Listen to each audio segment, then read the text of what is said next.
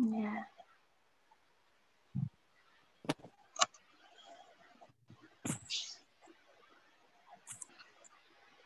Baiklah Bapak Ibu, sebelum kita mulai kegiatan kita pada sore hari ini, marilah kita berdoa bersama. Menurut agama dan kepercayaan masing-masing, berdoa dipersilahkan.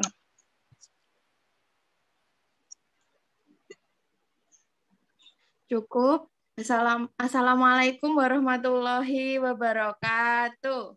Waalaikumsalam warahmatullahi wabarakatuh. Bagaimana kabar Bapak Ibu semuanya pada sore hari ini? Alhamdulillah baik. Alhamdulillah baik. Ya, sudah tidak ada kesulitan untuk proses pendaftaran ya Bapak Ibu, karena sudah di-reset, sudah diulang awal lagi.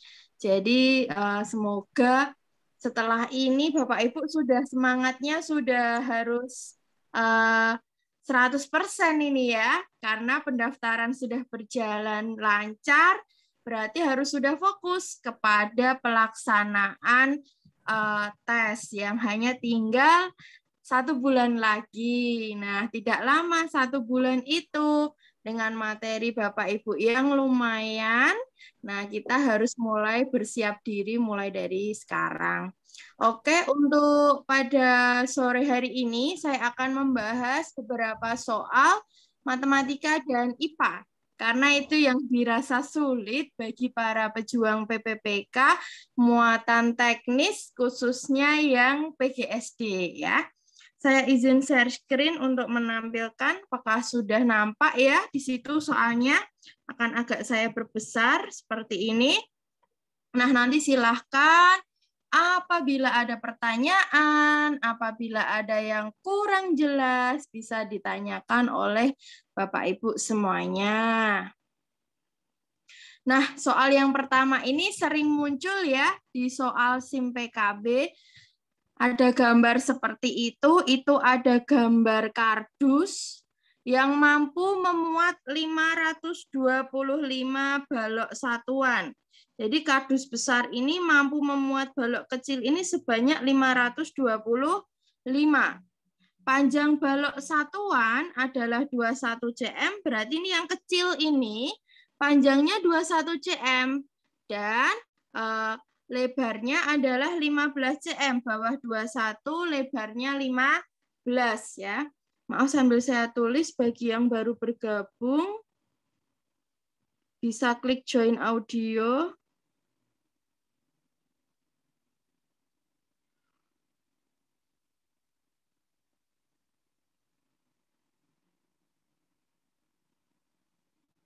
Nah, di sini pertanyaannya adalah banyak tumpukan baloknya berapa?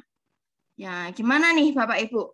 Kemarin sudah pernah mendapat soal seperti ini enggak di SIM PKB kemarin? Dan bisa mengerjakan atau belum nih? Nah, kita mau bahas ya. Karena di sini jumlah banyak muatannya itu adalah 525, berarti itu berhubungan dengan volume ya. Volume itu sama artinya dengan isi. Jadi kayak Bapak Ibu mengisi Pertamax, Pertalite, liter itu adalah isi. Isi itu sama artinya dengan volume ya. Karena di sini tadi volume kardus ini kan berbentuk balok ya. Baloknya ini kan luas alas dikali dengan tinggi. Ini balok yang kecil ya. Volume kardus itu luas alas kali tinggi, di mana luas alas dikali tingginya 105. Ini balok besar ya. Ini kardus besar.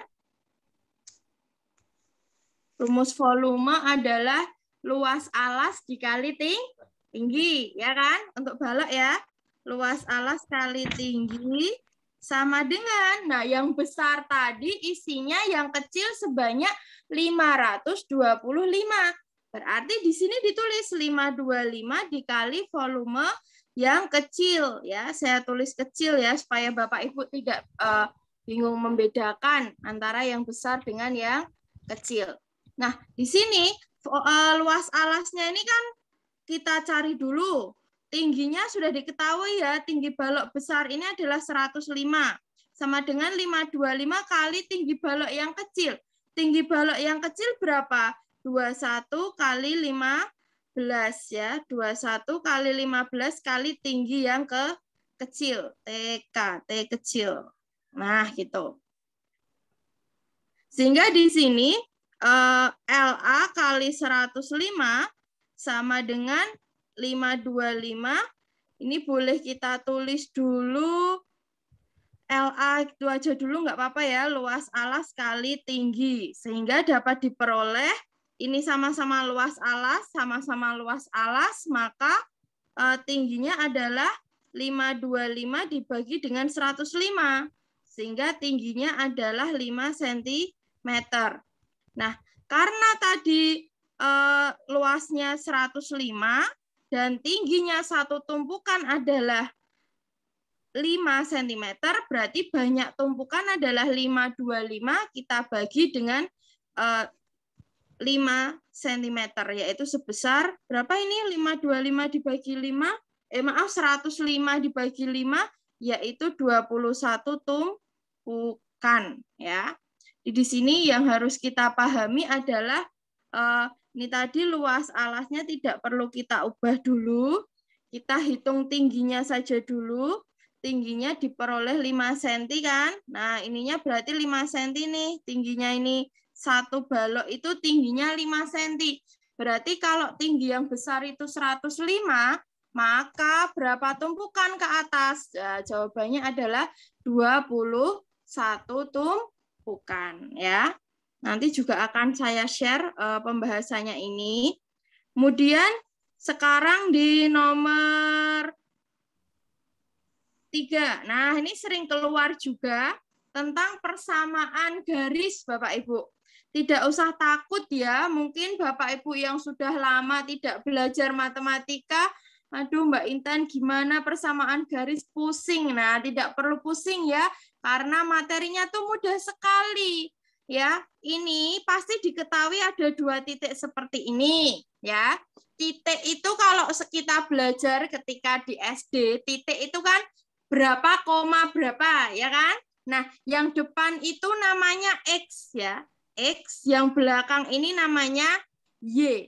Kan huruf itu kan X dulu baru Y. Nah, gitu kalau panjenengan lupa bisa diingat-ingat dengan cara seperti itu. Huruf itu kan X, Y. Nah, sehingga ini X1, ini Y1, pada titik kedua ini X2 dan ini adalah yang Y2.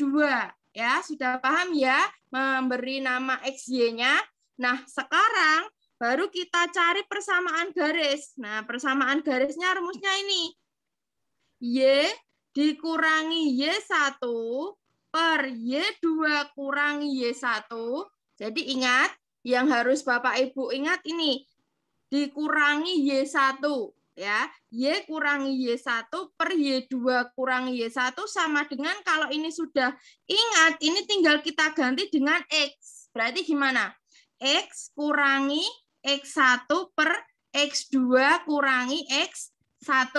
Nah, rumusnya sudah mulai hafal ya sekarang ya. Y kurangi Y1 per Y2 kurangi Y1 sama dengan X kurangi X1 per X2 dikurangi X1. Nah, sekarang tinggal diisi. Y-nya kita isi dengan Y biasa ya. Y kurangi berapa tadi Y1-nya? 3 per Y2-nya berapa? Negatif 3 kurangi 3 sama dengan X kan? X kurangi X1-nya tadi berapa? Negatif 4 ya kan? Per X2. X2-nya 1 dikurangi negatif 4. Nah, sampai sini sudah paham ya? Kita tinggal mengganti saja nih angka Y1 dan Y2. Y1, Y2-nya dapatnya dari sini tadi. Ya, X1-nya tadi negatif 4, Y1-nya adalah 3, X2-nya adalah 1, dan Y2-nya adalah negatif 3. Jadi sebuah titik itu pasangannya adalah X, Y. Ya. Kita lanjutkan di sini. Berarti tinggal kita ubah yang bawah dulu nih, kan bisa kita hitung. Berarti ini tetap ya, Y kurangi 3 per negatif 3, negatif 3. Berarti hutang 3, hutang lagi 3 gitu ya. Kalau ngajar anak SD itu ya.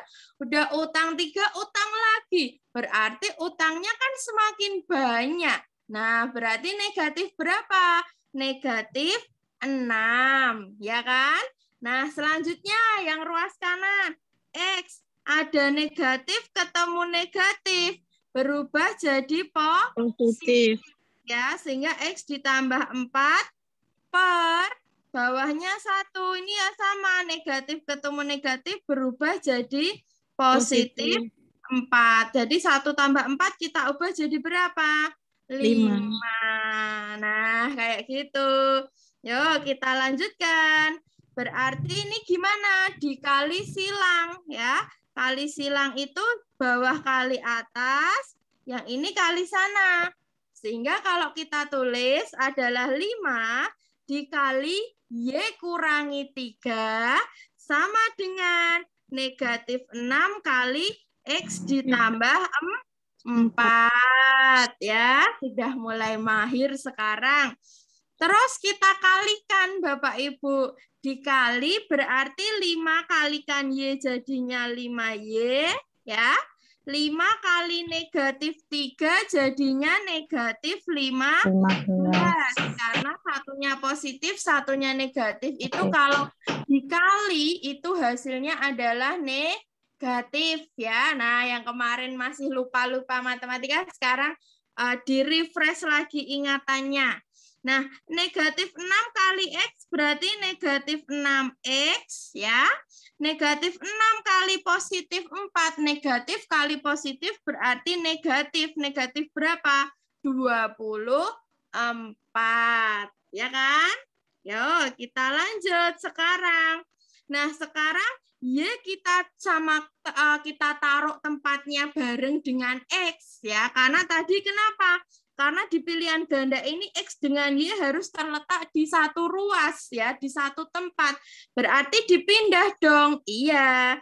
Nah, kita pindah X-nya yang ke kiri, nanti negatif 15 kita tukar pindah ke kanan. Ingat ya, dalam aturan memindah, itu kalau positif berubah jadi negatif. Kalau negatif berubah jadi positif. Kalau perkalian berubah jadi pembagian. Kalau pembagian berubah jadi perkalian. Ini aturan pindah ruas. Ya, namanya ya. Aturan untuk pindah ruas. Nah, sampai sini sudah ingat kan Bapak Ibu? Yuk kita lanjut. Berarti 5Y kan tetap nih ya. Tulis 5Y. Ini ada negatif 6X. Negatif 6X kalau pindah tempat tadi, negatifnya berubah jadi apa? Positif. Nah, berarti positif berapa di sini? Positif 6X. Ya, sama dengan yang di ruas kanan, jadi kan ini ada negatif 15 ya tadi ya. Pindah ke kanan, negatif berubah jadi positif. Kalau positif nggak perlu ditulis positif 15 gitu, tidak. Cukup tuliskan saja 15 ya. Ini tetap, ya negatif 24. Sehingga persamaannya bagaimana? 5Y ditambah 6X sama dengan, lah ini berapa ini? 15 kurangi 24 itu kan tidak bisa. Kalau tidak bisa diberi tanda apa? Beri tanda negatif. Baru 24 dikurangi 15. Berapa jawabannya? 24 kurangi 15. 9. Dah, sehingga jawabannya adalah 5Y plus 6X sama dengan negatif 9. Tapi karena hurufnya tadi X dulu baru Y, kita tinggal pindah tempat. Ini X-nya yang ditaruh lebih awal. 6X ditambah 5Y sama dengan negatif 9. Nah, sekarang sudah bisa kan membuat persamaan garis. Jadi jawabannya apa? Yang ini 6X plus 5Y sama dengan negatif 9. Kita ulang lagi ya tadi ya. Tadi pertama tetapkan dulu mana X1 Y1 dan mana X2 Y2 dari titik yang ada ya. Sebuah titik itu adalah koordinat X, Y. Berarti yang depan itu X, yang belakang adalah Y. Terus rumusnya ini, rumus mencari persamaan garis itu ini. Y kurangi Y1 per Y2 kurangi Y1 sama dengan X min X1 per X2 min X1. Tinggal dimasukkan angkanya. Setelah itu apa? Pindah ruas. Pindah ruas, ingat aturannya ini tadi. Kalau positif berubah jadi negatif. Kalau negatif berubah jadi positif. Nah, alhamdulillah ya, sudah mulai ingat lagi materi tentang persamaan garis lurus. Saya lanjutkan. Nah, ini juga sering keluar Bapak Ibu. Ini tentang apa? Tentang volume. Ya, volume ya di sini ya. Nah, coba diingat-ingat lagi volume. Sebuah kolam renang berukuran 49,75 itu panjangnya, lebarnya 20,25 dan dalam itu sama dengan tinggi ya 1,93. Telah terisi sebanyak 3/4 bagian.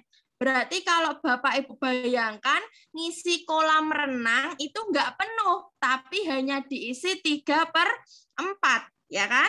Pertanyaannya, agar terisi penuh, taksiran volume air yang ditambahkan adalah, nah, karena di sini soal taksiran, boleh dengan cara pendekatan, ya, materi kelas 4 SD, ya enggak? Bapak Ibu yang ngajar kelas 4 pasti pernah kan ngajar pendekatan atau pembulatan. Nah, kalau soalnya sudah taksiran, angkanya kita bulatkan boleh. Jadi nggak usah mengalihkan 49,75. Aduh, pusing ya. 49,75 didekati dengan angka berapa? Angka berapa? Kalau 49,75 berarti mendekati dengan 50, ya kan? Setuju kan ya? Ya, berarti ini kita ganti dengan kalau kita gambarkan sebuah kolam di sini, maaf kalau gambarnya kurang sempurna ya. Yang penting Bapak Ibu bisa terbantu. Nah, di sini berarti panjangnya boleh kita isi berapa? 50 meter. Lebarnya 20,25 itu mendekati berapa? Mendekati 20. Kedalamannya 1,93. 1,93 itu mendekati 2 meter. Mendekati berapa? 2 meter. Ya, hebat semuanya. Nah, tadi terisinya 3/4 bagian Bapak Ibu. Berarti kalau saya gambar di gini ya. Nah, ini isi airnya tuh sudah 3/4 bagian. Kalau saya gambar kayak gini, berarti yang belum terisi itu berapa bagian?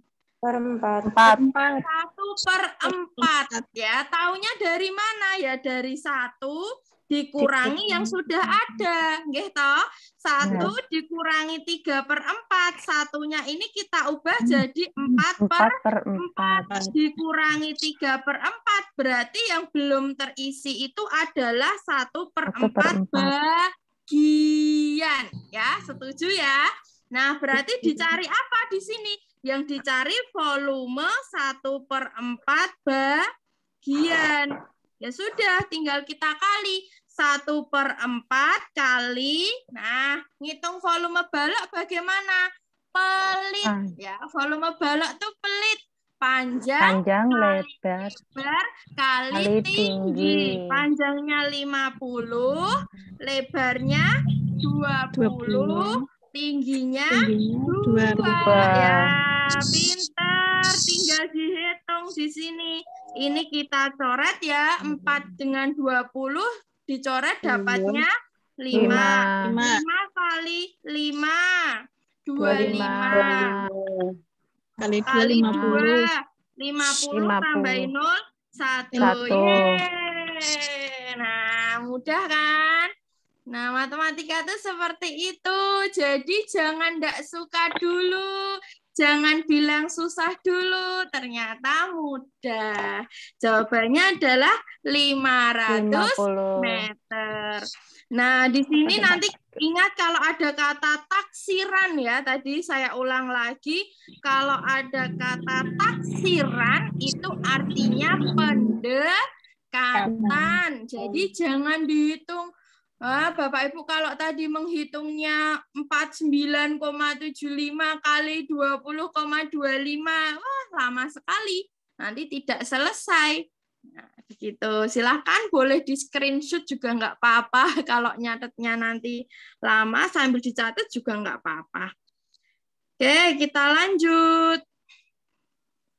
Nah, ini pernah nggak ketemu soal kayak gini kemarin di tes SIM PKB? Iya, Mbak. Pernah.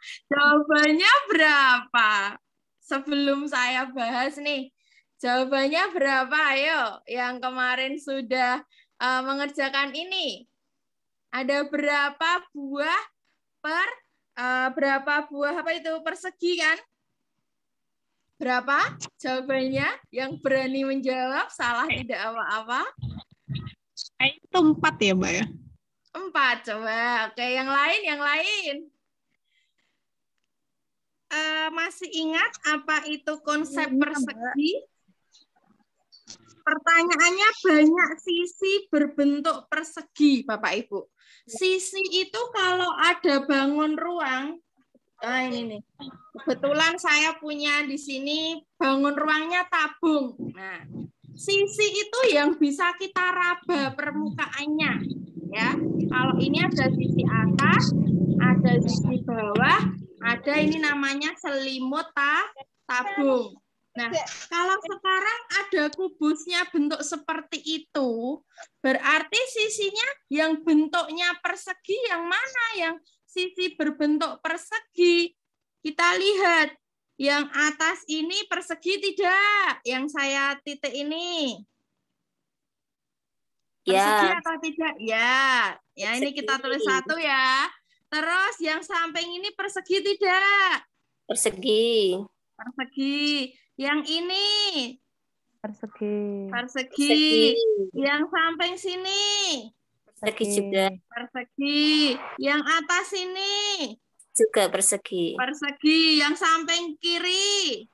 Persegi panjang. Persegi panjang. Yang kanan? Panjang. Yang bawah? Persegi panjang juga. Panjang juga. Yang depan ini tidak berbentuk bangun ya, ini bangun gabungan ya yang depan. Yang belakang juga bangun gabungan. Nah, berarti yang berbentuk persegi berapa tadi?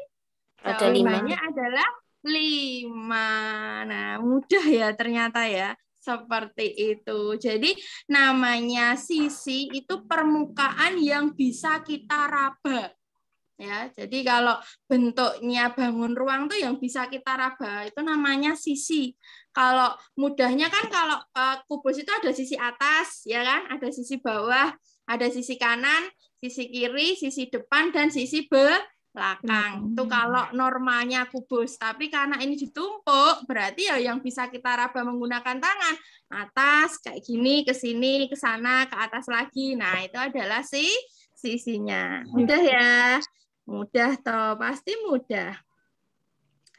Lah ini sangat mudah sekali. Coba sebelum saya bahas nih, Bapak Ibu hebat semua ini pasti bisa. Ada nilai, ada jumlah siswa. Jangan sampai salah membaca data ya. Nilai nilai itu bijine yang didapat atau nilai yang diperoleh. Ya. Nilai 4 ada 5 siswa. Gitu, jangan kebalik. Jenengan nanti kalau kebalik dikira ini yang siswa, ini yang nilai. Jangan kebalik ya, karena di sini sudah ada keterangan ini nilainya, ini jumlah siswanya. Pertanyaannya, nilai yang paling banyak didapat oleh siswa. Paling banyak juga tidak sama dengan paling tinggi.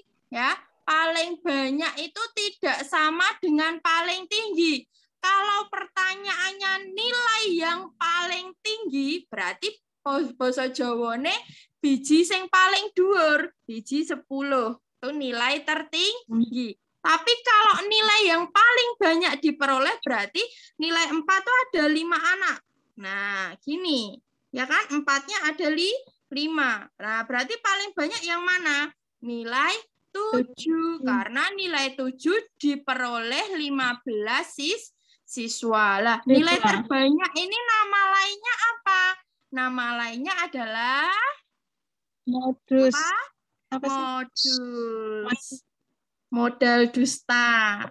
Enggak ya? Iya. Modus dari kata mode. Nah, itu adalah fashion itu loh, mode. Berarti paling banyak. Kalau aku ingat-ingat itu modus sering muncul. Kalau orang suka modusin berarti sering muncul gitu. Ya, boleh. Modus itu yang sering muncul. Terus kita lanjut.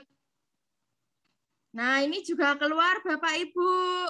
Seperti ini. Ini adalah salah satu kompetensi seorang ASN harus mampu membaca sebuah data yang disajikan dalam bentuk diagram. Ya, kalau tadi kan angkanya sudah ada, tinggal pakai. Lah yang ini angkanya belum ada, berarti harus kita cari terlebih dahulu. Untuk yang hari Senin ini berarti berapa angkanya yang hari Senin? 50. Ya, 50. Kenapa 50? Karena tengah-tengahnya 40 sama 60. Jadi Bapak Ibu kalau mencari tengah-tengah itu caranya dijumlah bagi 2. Ya. Jadi untuk mencari tengah-tengah suatu data adalah caranya dijumlah bagi 2. Jadi 40 tambah 60 bagi 2. Ini kan 100 bagi 2, berarti tengah-tengahnya adalah 50 gitu ya. Kebetulan aja ini angkanya bagus gitu loh. Lah nanti kalau di panjenengan tes ternyata angkanya nggak bagus, caranya kayak gitu. Dijumlah dibagi dengan 2. Oke? Berarti ini Senin 50, Selasa udah otomatis ya ini ya. 40. Yang Rabu ini di sini berarti 60. Yang Kamis di tengah-tengahnya 20 sama 40 berarti 30. Yang Jumat juga 30. Yang hari Sabtu juga 60. Ya kan? Nah, pertanyaannya rata-rata. Jadi rata-ratanya memang harus dicari dulu datanya baru kita hitung. Biasanya kayak gitu Bapak Ibu. Jadi panjenengan Bapak Ibu semua harus bisa membaca sebuah data. Setelah itu tinggal nyari rata-rata, mudah sekali ya. Kan Bapak Ibu sudah sering menghitung rata-rata. Rata-rata itu dijumlah dibagi dengan banyak data. Jumlah data dibagi banyak data. Jumlahnya berapa ini jumlahnya? Jumlahnya adalah 50 tambah 40, 90 tambah 6, 150, 150 tambah 6, 210 tambah 6, 270 ya. 270 dibagi dengan banyak datanya. Kan ini ada Senin, Selasa, Rabu, Kamis, Jumat, Sabtu. Berarti ada 6 ya. 270 dibagi 6. Yang tidak suka pembagian, ya harus suka. 27 dibagi 6. 6 kali berapa yang hasilnya 27 atau yang di bawahnya 27? 6 dikali 4, ya kan? Karena 6 kali 4 itu hasilnya adalah 24. Kita cukup menulis sisanya, ya. Berarti sisa berapa kalau 24 ke 27? Sisanya 3. Setelah sisa 3, 3-nya tinggal kita tambahi lagi dengan 0 menjadi 30. 30 kita bagi dengan 6 hasilnya 5. Sehingga rata-ratanya adalah 45. Bisa kan? Ternyata mudah ya. Yuk kita lanjut. Masih semangat kan? Harus semangat ya, harus semangat. Lanjut nih. Nah, ini kemarin gimana ini ya? Dapat soal nggak kayak gini kemarin? Dapat ya soal kayak gini ya? Keluar ini di SIM PKB kemarin, banyak yang bertanya kepada saya juga ini. Dea jalan sana, Atar jalan ke sana. Berarti mau ketemu. Nah, kalau ini namanya berpapasan, ya.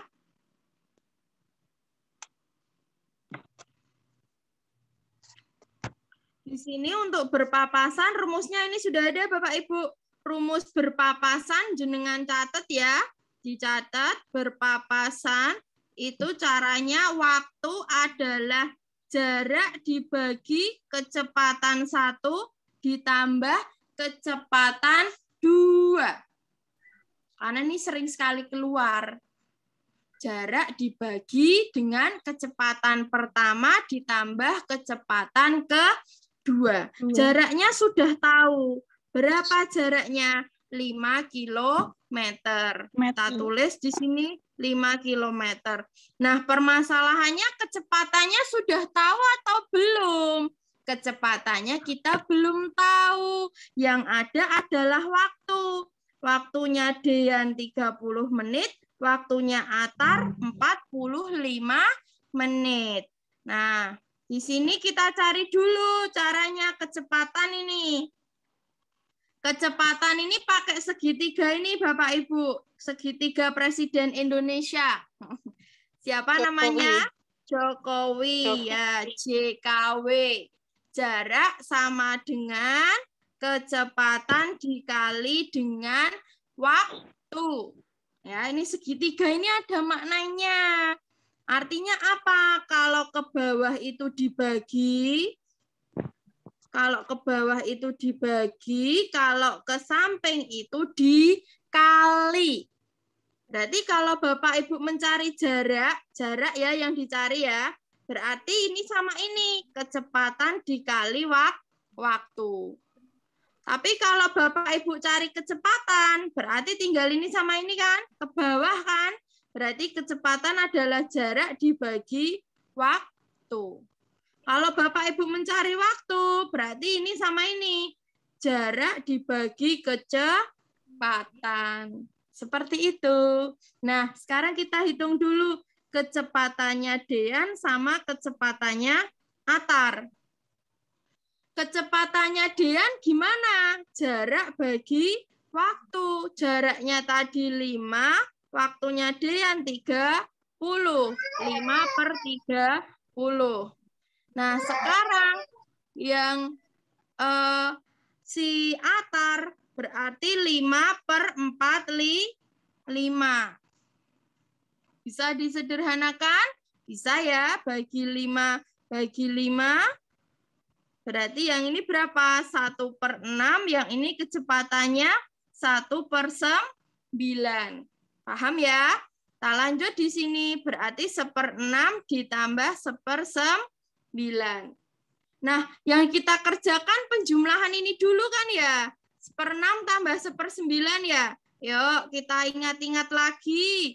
1/6 tambah 1/9 caranya dicari dulu KPK, kelipatan persekutuan terkecil. KPK dari 6 dan 9. Ya. Jawabannya berapa? Kalau bingung boleh dihitung kelipatan 6 itu kan 6, 12, 18. Ini 9, 18. Sudah ketemu kelipatan persekutuan yang terkecilnya adalah 18. Sehingga 6 menjadi 18 diapakan? Kali 3, atas juga kali 3. Jawabannya adalah 3. Ditambah 9 ke 18 diapakan? Kali 2, atas juga kali 2. Jawabannya 2. Sehingga berapa 1/6 tambah 1/9? 5/18. Ya. Saya tulis di bawahnya.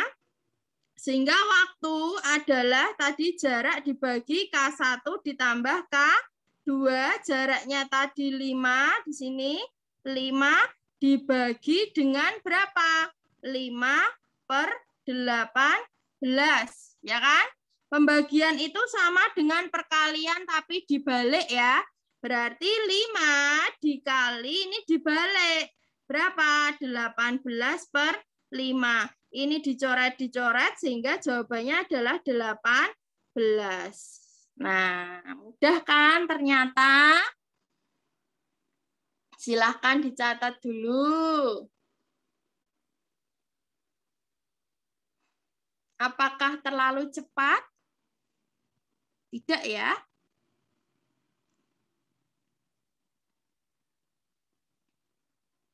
Jadi rumusnya berpapasan tadi apa?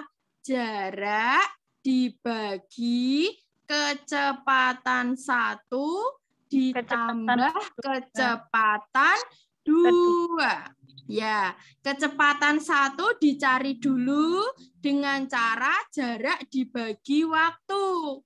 Untuk yang Dean tadi 5 dibagi 30. Kalau disederhanakan 1/6.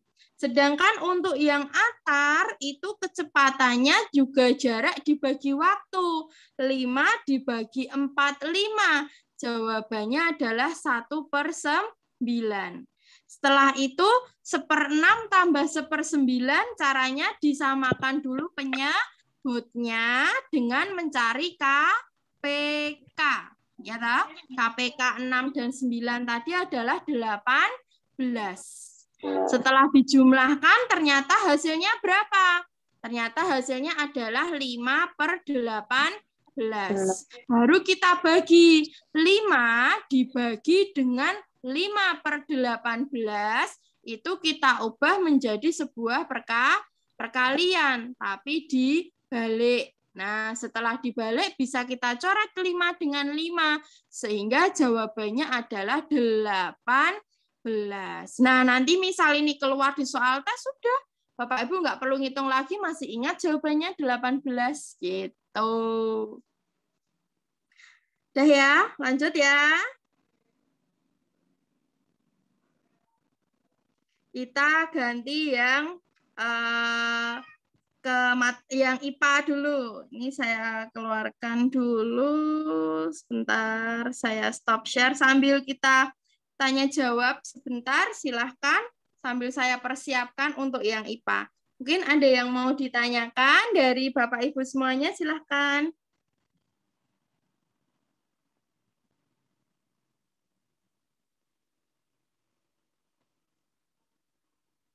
Apakah ada yang mau sharing atau bertanya sesuatu? Proses pendaftaran semua sudah lancar berarti di sini ya? Sudah. Alhamdulillah. Saya tuh pas lagi error-errornya tuh HP hampir setiap menit ada yang WA, ada yang telepon. Ya, tapi mohon maaf saya tuh kadang jarang membalas atau lama membalas ya karena kesibukan kami. Jadi tidak bisa membalas semua WA, telepon yang dilakukan oleh Bapak Ibu semuanya.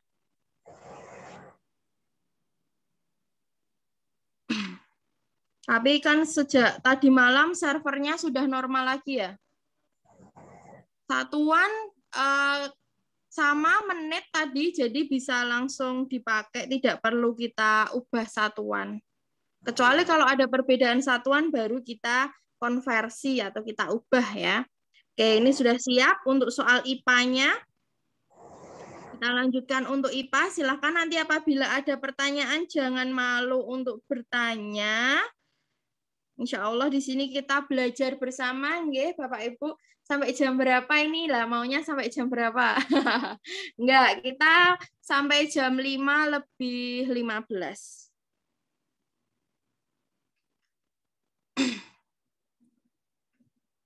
Ini ya, sudah terlihat Bapak Ibu, ini untuk IPA. IPA soal nomor 1. Seorang siswa kelas 10 hendak meneliti tentang pengaruh suhu terhadap kecepatan reaksi suatu enzim. Nah, keluar nggak nih di soal kemarin, Bapak Ibu? Keluar nggak di SIM PKB? Ayo, jujur, pasti keluar. Karena salah satu kisi-kisinya yaitu tentang variabel dalam sebuah penelitian. Variabel ada berapa dalam sebuah penelitian? Dalam sebuah penelitian itu variabel ada 3. Apa? Yaitu variabel bebas, yang kedua variabel terikat, yang ketiga variabel terkontrol atau tetap.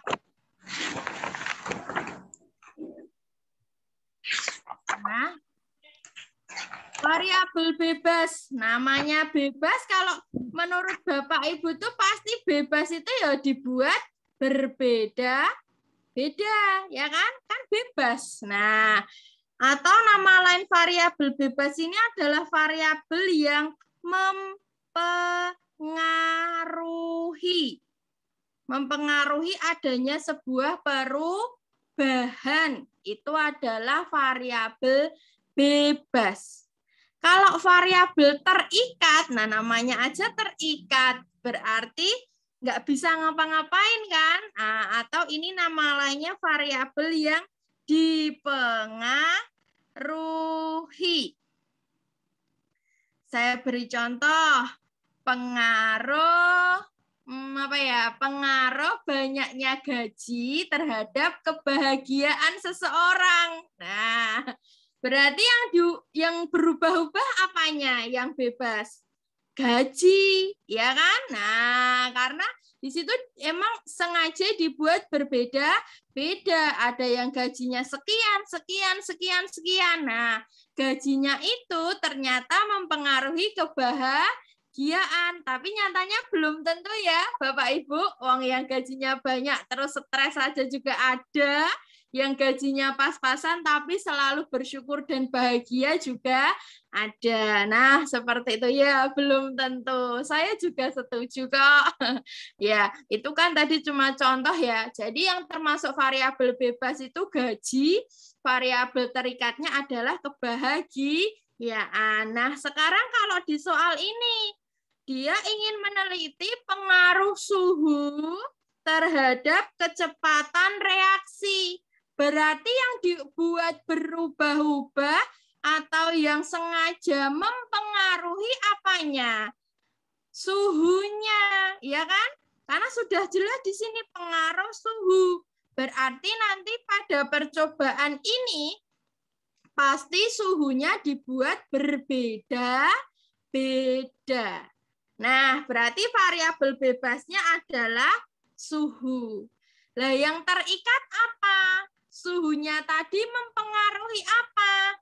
Kecepatan reaksi suatu enzim. Nah, harus dilengkapi ya, jangan hanya reaksi karena yang dilihat adalah kecepatan reaksinya. Berarti yang C ini adalah variabel terikat.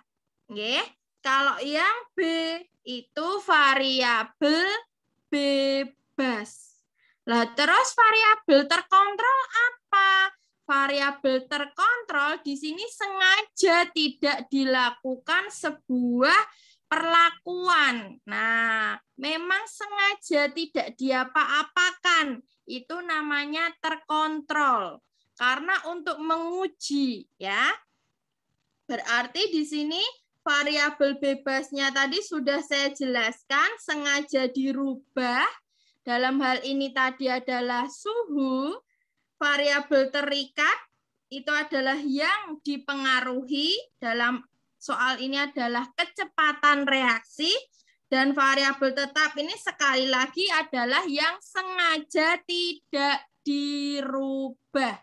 Ya, itu adalah variabel tetap. Apa, Mbak, yang sengaja tidak dirubah? Ya ini, tabung reaksi. Karena tabung reaksi dianggap semua ukurannya sama yang digunakan. Nah, itu sehingga variabel yang tetap atau terkontrol. Terus jenis enzimnya. Misalnya memakai enzim A, berarti semua juga sengaja dipilih enzim A. Terus banyak enzim juga dianggap jumlahnya sama atau ditetapkan sama. Yang dibuat berubah-ubah hanya apa? Hanya suhunya saja. Oke, sudah paham ya? Oke, kita lanjut. Nomor 2. Sari mengamati bahwa air di lingkungan tempat tinggalnya keruh dan berbau. Ia menduga air tersebut tercemar sehingga tidak layak dikonsumsi. Untuk menguatkan dugaan tersebut, sebaiknya yang dilakukan Sari adalah, nah, apa yang dilakukan?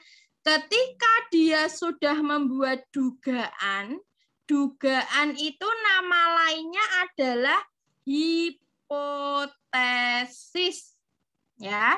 Jadi kalau di dalam ilmiah itu menduga-duga itu namanya merumuskan sebuah hipotesis. Nah, supaya hipotesis itu terbukti berarti harus diapakan? Harus dilakukan eksperimen, ya, supaya membuktikan dugaannya itu benar atau salah. Nah, Bapak Ibu, ini sikap ini harus juga kita miliki. Kita tuh enggak boleh menduga-duga sesuatu tanpa alasan yang jelas. Harus dibuktikan adanya, ya. Kita lanjut. Tadi sudah saya sebutkan ya, menduga itu namanya merumuskan hipotesis. Contoh dugaan yang lain apa? Misalnya begini, seorang siswa mengamati apa, Mbak, soal nomor 2. Oh iya, oke, gini ya. Lihat bentar, oke. Seorang siswa mengamati bahwasanya tumbuhan itu kalau ditaruh di tempat gelap ternyata tumbuhnya tidak segar atau sebaik yang ditaruh di tempat yang terang, misalnya seperti itu. Nah, berarti dia kan akan menduga, ya kan? Apa yang dia duga? Yang dia duga adalah cahaya itu mempengaruhi pertumbuhan suatu tanaman. Apakah dengan menduga masalah selesai? Tidak. Harus dibuktikan dengan melakukan sebuah eksperimen. Itu namanya metode ilmiah, ya, sikap ilmiah yang harus kita lakukan. Lanjut di sini nomor 3. Daun mengandung zat-zat kompleks, ya. Sebuah daun itu ternyata di dalamnya ada banyak zat, Bapak Ibu. Zat ini dapat dipisahkan dan diidentifikasi dengan cara kromatografi. Nah, nanti kalau yang mau pengen baca-baca lagi bisa ini ada di modul IPA ya. Modul IPA-nya dibuka tentang metode pemisahan campuran. Judulnya itu. Metode pemisahan campuran salah satunya adalah kromatografi. Apa itu kromatografi? Itu adalah pemisahan campuran yang didasarkan modul IPA yang mana? Modul IPA yang ada di SIM PKB. Ayo, ini kok belajar udah tinggal sebulan loh. Nanti japri saya ya, yang nggak punya modul, saya beri link modul. Biar bisa di-download dan dibaca. Oke? Ya. Nah, kromatografi tadi saya ulang, itu perbedaan kecepatan merambat partikel. Ya, jadi kromatografi itu didasarkan dari perbedaan kecepatan merambat sebuah partikel. Nah, di sini sudah saya tuliskan juga, Bapak Ibu, metode pemisahan campuran yang pertama filtrasi. Filtrasi itu penyaringan, ya. Nama lainnya penyaringan disaring. Pemisahan yang digunakan untuk memisahkan cairan padatan, ya kan? Berarti ada yang padat dan ada yang tidak larut menggunakan penyaring atau filter. Kak, ini juga ada di modul PPG IPA. Iya, ada. PPG sama PPPK tuh materinya hampir sama. Yang kedua, pengkristalan atau kristalisasi ya Bapak Ibu. Kalau tadi penyaringan itu berdasarkan padatan dan yang tidak larut. Terus kalau kristalisasi ini berdasarkan pembentukan bahan padat dari pengendapan larutan. Nah, jadi di sini ada sebuah endapan ya yang harus kita garis bawahi. Jadi larutannya itu nanti ada pengendapannya. Kalau penyulingan atau destilasi, nah ini biasanya di pembuatan minyak ya ini ya, penyulingan atau destilasi. Ini pemisahan bahan kimia dasarnya apa? Ini yuk sering keluar ini.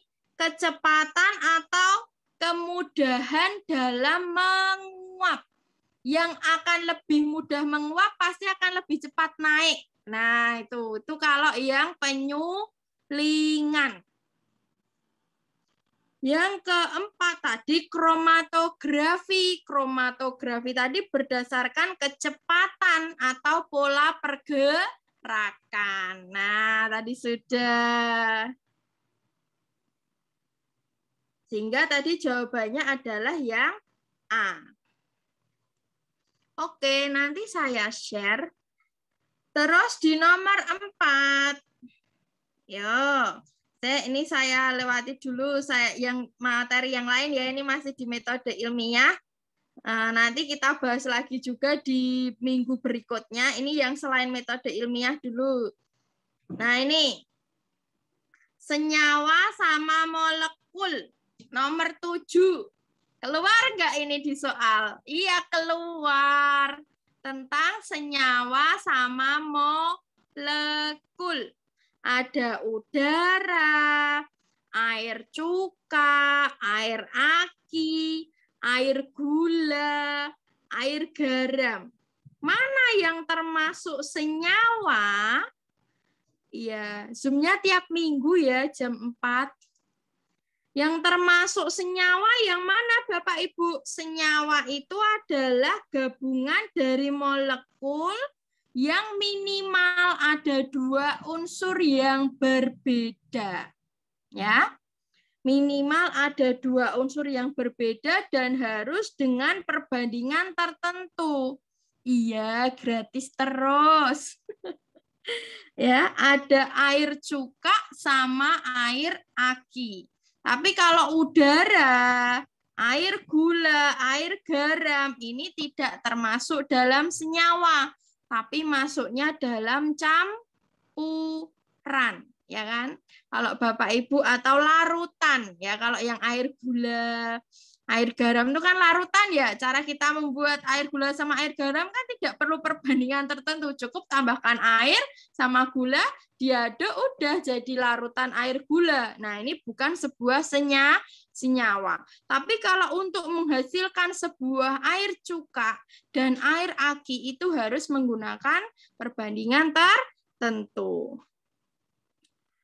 Sini sudah ya.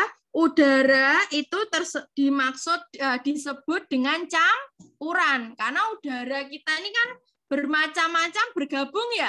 Ada nitrogen, ada oksigen, ada karbon dioksida, gabung semua jadi satu namanya campuran. Tapi kalau air cuka dan air aki itu senyawa, dia punya rumus kimia Bapak Ibu. Air cuka itu adalah CH3COOH.